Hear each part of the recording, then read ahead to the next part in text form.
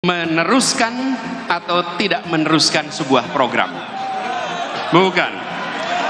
Pemilu 2024, pemilu 2019, pemilu 2014, dan pemilu-pemilu lainnya adalah sebuah kesempatan untuk menengok kembali arah perjalanan bangsa.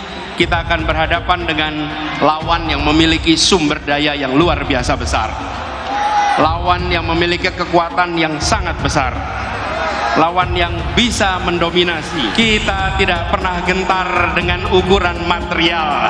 Kita akan tunjukkan kekuatan spiritual yang kita miliki.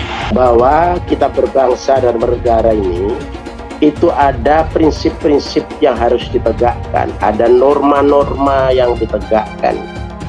Bukan hanya ada etika-etika yang ditegakkan. Jadi bukan hanya berdasarkan kepada aturan-aturan hukum formal, bahwa misalnya presiden menyatakan saya tidak cawe-cawe, saya tidak, itu kan antara mulut sama fakta kan beda. Rakyat ini dianggap bodoh aja ini. Rakyat tahu bahwa antara mulutnya ini beda. Faktanya dia bukan hanya cawe-cawe, faktanya dia adalah obo-obo ya. Jadi dia terlalu dalam ya. Nah, oleh karena itu siapapun pemimpin negara dalam level apapun harus melihat bahwa suksesnya demokrasi di Indonesia, suatu sistem yang sudah kita pilih ini, salah satu standarnya adalah para instrumen negara, lembaga-lembaga negara, pemimpin-pemimpin negara di seluruh level itu harus netral, itu harus tegak lurus di atas selain norma hukum formal, juga di atas etika, di atas kepantasan ya, kepantasan, kebaikan, dan ini semuanya adalah untuk kepentingan negara bangsa kita. Mas Anies menyatakan seperti itu itu sesuatu yang memang harus dikatakan, karena misi gerakan perubahan persatuan ini adalah untuk kebaikan Indonesia, kebaikan dalam konteks politik, dalam konteks ekonomi, dalam konteks yang lain-lain. Ujungnya adalah dalam konteks keadilan sosial bagi seluruh rakyat Indonesia. Nah, itu saya kira semangat yang sudah waktunya kita tampilkan.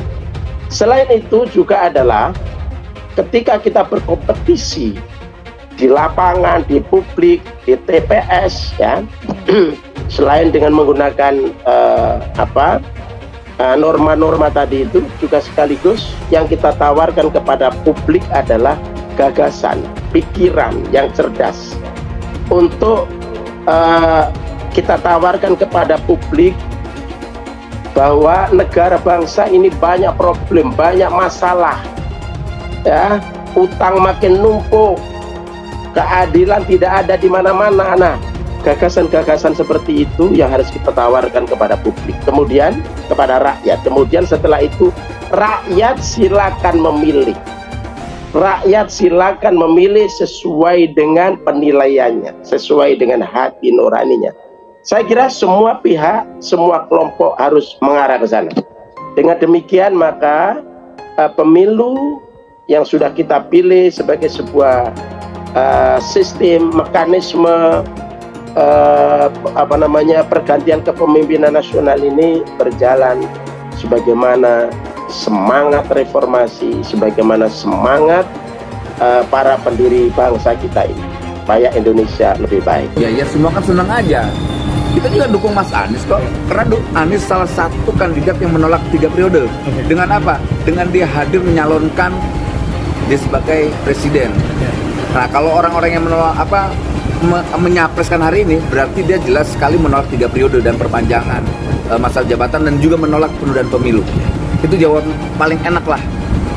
Ini kan bukan soal dukung-mendukung, ini soal saya sebagai temannya Willy dan wakil ketua, bukan soal wakil ketua, dia tidak pernah memposisikan sebagai struktur partai. Manggil saya, Dinda datang, udah kita ngobrol yuk, ngobrol gitu, say hello bla bla bla, apa kabar, cuma gitu doang. Gak ada ngomong-ngomong yang kayak gimana atau ribet-ribet tuh, nggak ada. Besok kita akan melakukan konferensi pers dan arah politik kita 2024 akan kita tentukan besok hari. Besok kita akan melakukan komunikasi, saya akan undang kawan-kawan. Arah politik kita 2024 kita akan tentukan besok hari. Pertama, itu sosok perempuan. Kedua, latar belakang militer. Ketiga, mantan rektor. Nah itu makanya tuh saya nggak tahu tuh. Satu orang atau berapa orang?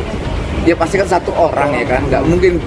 Ya secara politik kita dukung tiga-tiganya karena tiga-tiganya juga ingin ikut dalam kontestasi demokrasi gitu. Berarti tiga-tiganya punya tanggung jawab moral bagaimana demokrasi ke depan berkualitas kan begitu. Gitu.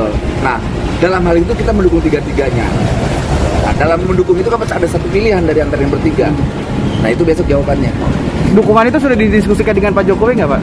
Ya enggak lah, Pak Jokowi nggak ngurus-ngurusin ginian. Jokowi itu presiden kita itu tugasnya udah jelas ya, tugas-tugas kebangsaannya bagaimana bangsa ini lebih maju, bekerja dengan Indonesia sentrisnya, kemudian dengan nawacitanya. Nggak mungkin lah dia kerja beginilah, dia bukan politisi, dia pemimpin. Anies diserang ujaran rasis oleh relawan GP.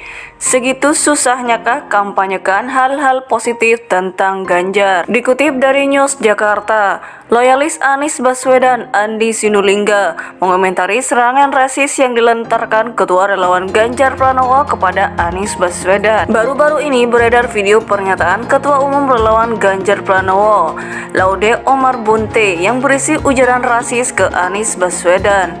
Dalam video yang beredar, Laude Umar Bonte mengaku sebagai Ketua Umum DPP KNPI.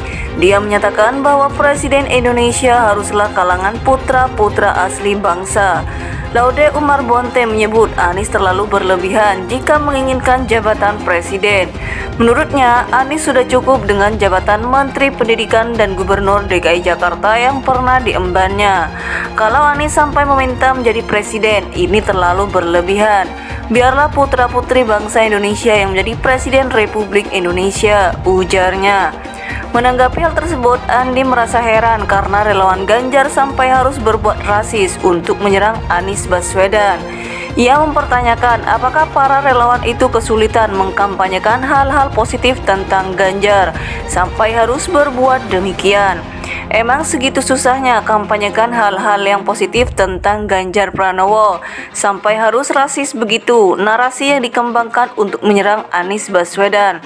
Tanya Andi dikutip dari akun Twitter pribadi pada Sabtu 13 Mei 2023. Aktivis kolaborasi warga Jakarta KWJ ini kemudian menegaskan bahwa Indonesia adalah rumah bagi seluruh warga negara. Indonesia ini rumah atau milik bersama seluruh warga bangsa Bung, bukan cuma milik Anda doang.